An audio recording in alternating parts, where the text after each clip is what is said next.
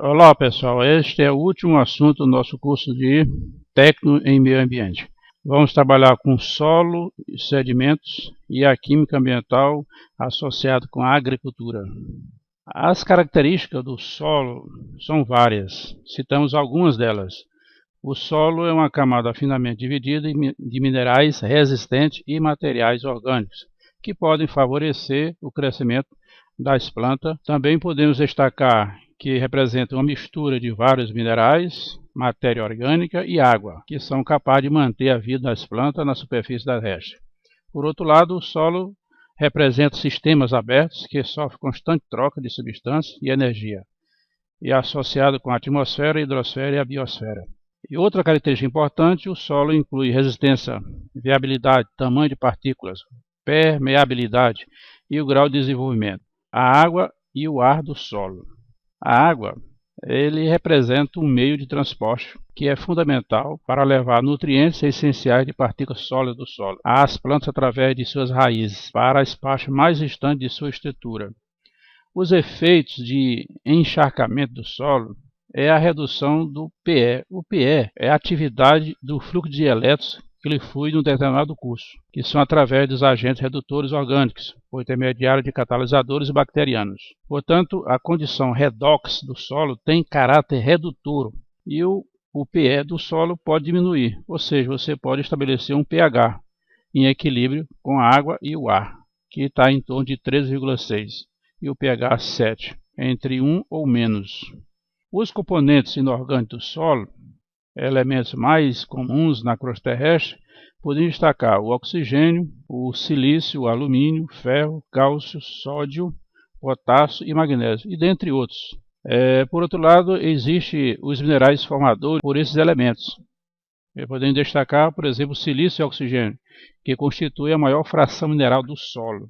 Os constituintes minerais do solo são encontrados em quartzo fino, que é exatamente o SiO2, que é o óxido de silício. O ortoclássico, que é uma mistura entre o metal potássio, alumínio, silício e oxigênio. A magnetita, conhecida por todos nós, tem a cor vermelhada que representa o ferro, que é o Fe3O4. Os carbonatos de cálcio e magnésio, os óxidos de manganês, titânio e assim por diante. Nesta tabela nós temos as principais classes de composição orgânica do solo. Tem o tipo de solo, a composição e a importância. Vamos citar algumas delas. O humus.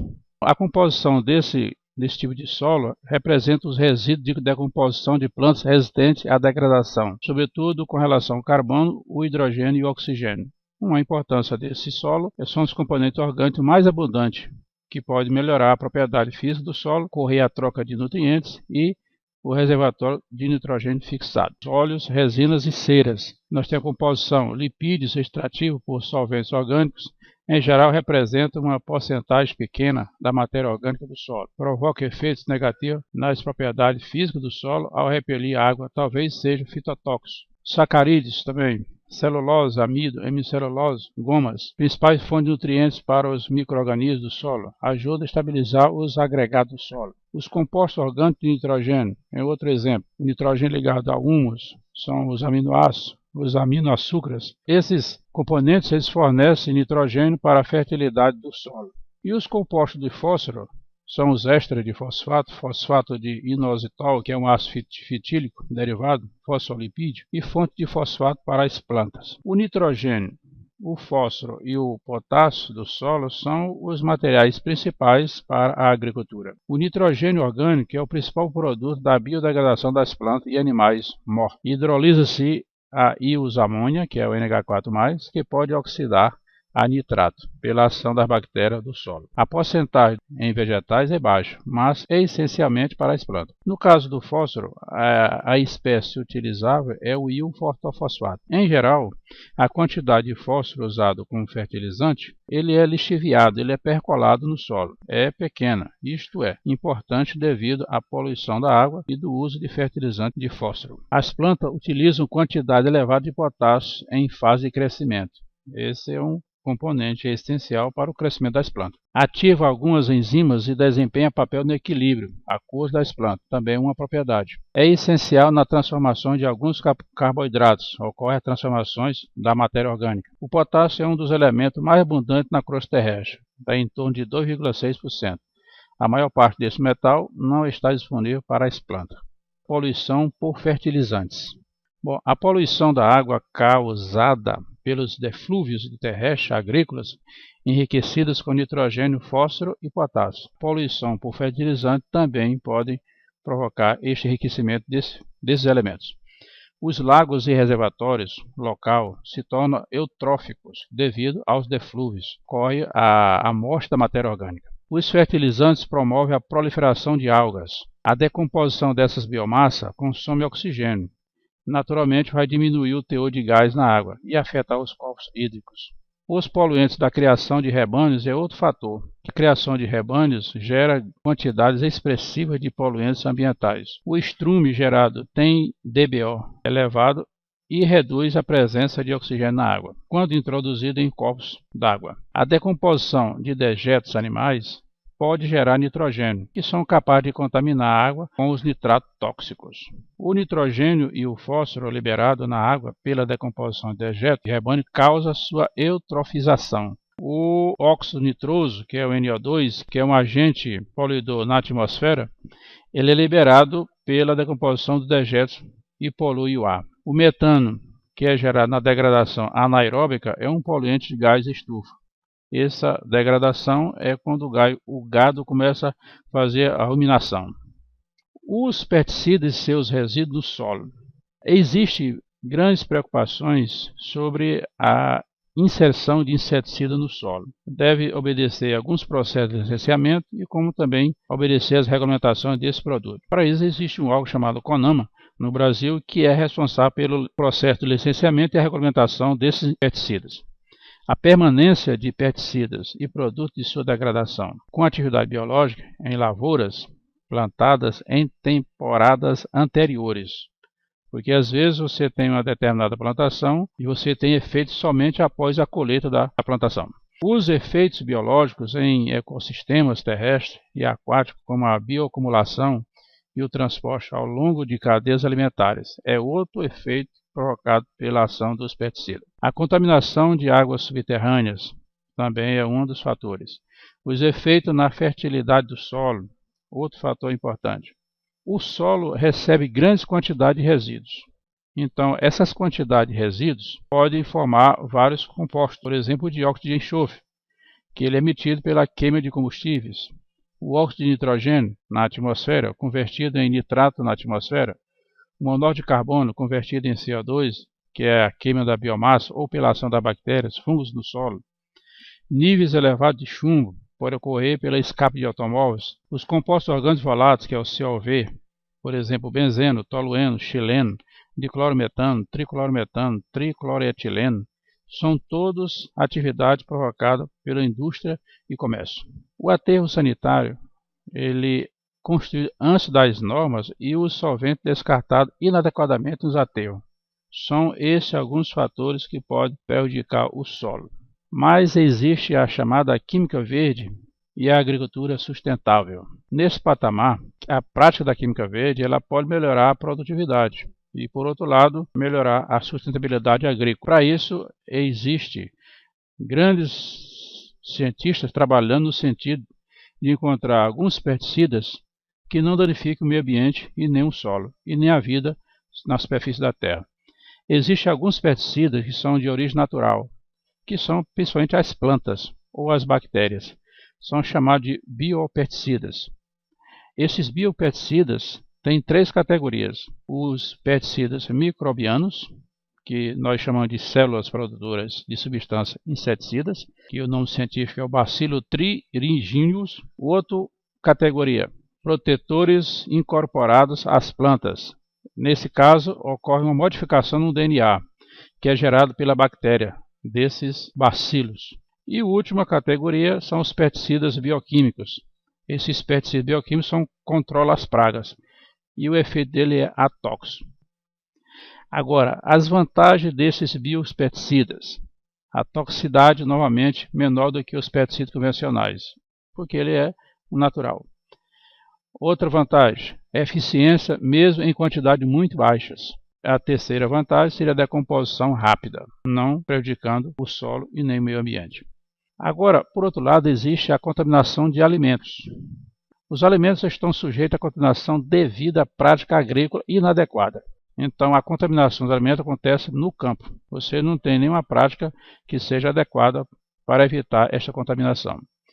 O tipo mais comum são os microbiológicos. A fonte mais comum é a aplicação de pesticida. O lodo do esgoto aplicado ao solo para enriquecer em termos de fósforo, nitrogênio e potássio, ele é fonte de contaminação química, que traz associado a ele o zinco e metais fitotóxicos. Existe uma classificação de resíduos e substâncias perigosas. Essa classificação é uma classificação generalizada. Então nós temos algumas delas, que podem incluir os explosivos, os líquidos inflamáveis, os sólidos inflamáveis, por exemplo, o magnésio, o metálico, os hidretos de sódio, os oxidantes, que são chamados de peróxido, os materiais corrosivos, que são os ácidos e as bases, os agentes etiológicos, causadores de doenças e materiais radiológicos. Nesse caso, são os elementos radioativos. Bom, mas os resíduos e suas características, ela tem algumas coisas importantes que podemos observar. Por exemplo, esse resíduo tem característica inflamabilidade. Os principais são os líquidos e os não líquidos. São gases comprimidos e oxidantes. Os corrosivos, basicamente, são ácidos ou bases. E a reatividade pode ser explosivos, substâncias reativas em água ou resíduos. A toxicidade, ela é a análise de substância específica. Cada resíduo tem o seu teor de toxicidade.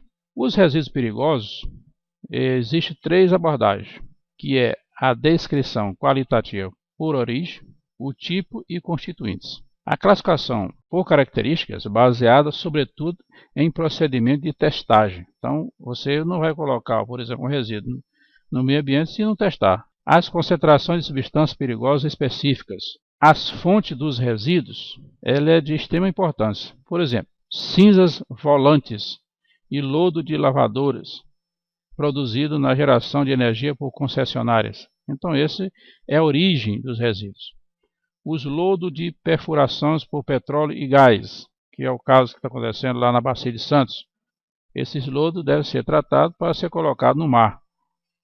A salmoura, subproduto da perfuração de petróleo. Poeira de fontes de cimento. Uma indústria de cimento, por exemplo, essa poeira é chamada material particulado. E associada a essa poeira tem muitos resíduos perigosos. Outro, resíduos e lodos de mineração e do beneficiamento de fosfato. Também essa indústria pode provocar o despejo desses resíduos. Resíduos da mineração de urânio e outros minerais. E os resíduos domésticos, que nós jogamos no meio ambiente. Os tipos de resíduos perigosos, existe uma classe para cada tipo de resíduo perigoso. Por exemplo, a classe F compreende os resíduos de fontes não específicas. Então eu tenho o F001, então são classificados como solventes halogenados. São aqueles que têm os elementos flúor, cloro, bromo, iodo, etc. O F004 são solventes não halogenados, são os com solventes à base de benzeno, são os cressóis, o ácido crescílico, os nitrato de benzeno, etc. O F007 são as soluções de decapagem de aço, ou seja, a eletrogalvanização. E o F010 são aqueles lodo de banho de têmpera, de óleo. Isso aqui é na indústria metalúrgica. E a classe K compreende os resíduos de fontes específicas de indústria. Observe, o K001 são sedimentos de fundo, que são o lodo do tratamento de águas residuárias, conservação de madeira. O K002, lodo de tratamento de águas residuais da produção de amarelo, de cromo e pigmento de laranja. E o K020 são os resíduos pesados da destilação de cloreto de vinila. Isso aqui é um plástico. Os restantes dos resíduos consistem em resíduos reativos, que são os corrosivos, os tóxicos. A classe P, que são os compostos químicos comerciais descartados, é espécie fora de especificação de produtos, produção, os containers, os resíduos de vazamento, e tem também a resíduo de classe U e os resíduos não especificados. As substâncias corrosivas, elas são aquelas que dissolvem metais ou podem provocar a formação de material oxidado. Sobre esse assunto, nós colocamos aqui uma tabela que representa o nome e a forma e algumas propriedades e, consequentemente, alguns efeitos que pode provocar uma substância corrosiva. Vamos citar algumas. Por exemplo, o ácido nítrico, que é o HNO3, a propriedade dele é um ácido forte, ele é um oxidante poderoso, ele corrói metal, reage com as proteínas dos tecidos, substância amarela, causa lesões, etc. Então, essas são algumas características sobre o ácido nítrico. O ácido clorídrico, HCl, também um ácido forte, corrói metais, é liberado na forma de vapor e pode causar lesões nos tecidos de aparelho respiratório. O ácido fluorídrico também corrói metais, dissolve o vidro e causa queimaduras graves em tecidos vivos.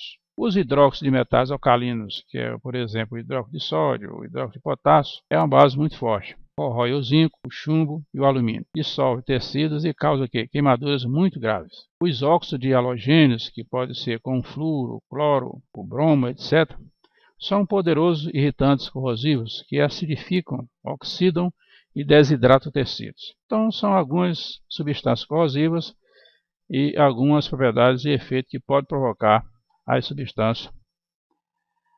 A química ambiental dos resíduos perigosos. Bom, esses materiais perigosos normalmente causam problemas quando são introduzidos no ambiente e exercem efeitos nocivos em organismo ou em outras partes destes organismos.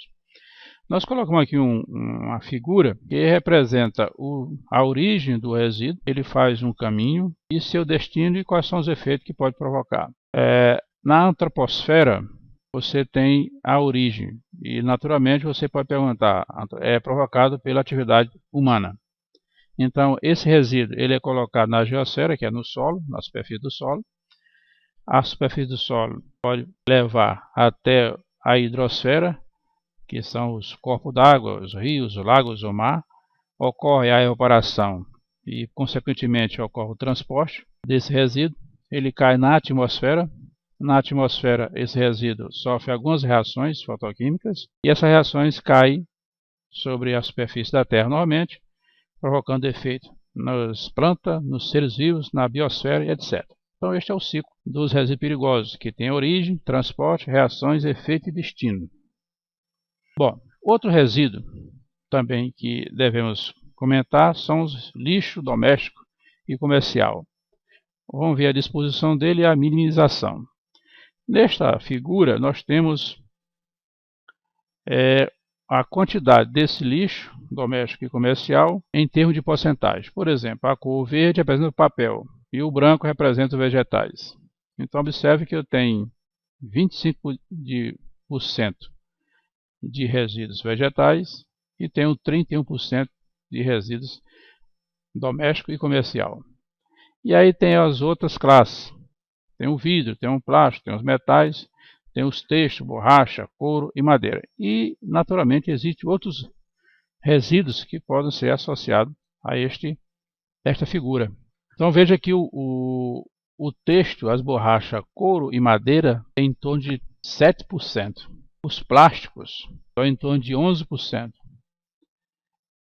Então, esta é a composição típica de resíduos de países com diferentes níveis de desenvolvimento econômico. A disposição do lixo em aterro sanitário. Isso aqui é um esquema de como é feito um aterro sanitário, mostrando as suas respectivas camadas. Então, nós temos as coletas de gás metano, que é este furo que é colocado no aterro. Nós temos a primeira camada, que é a camada superior, vegetação e solo. Aí a segunda camada, tem a camada fina, que é uma camada estreita, que é em torno de 15 centímetros. A camada de drenagem, ou seja, a geomembrana, nós temos de 30 centímetros e a outra 0,5 milímetros. Observe que essa membrana é muito fininha. E a camada de argila em torno de 60 centímetros. E o lixo é depositado logo abaixo.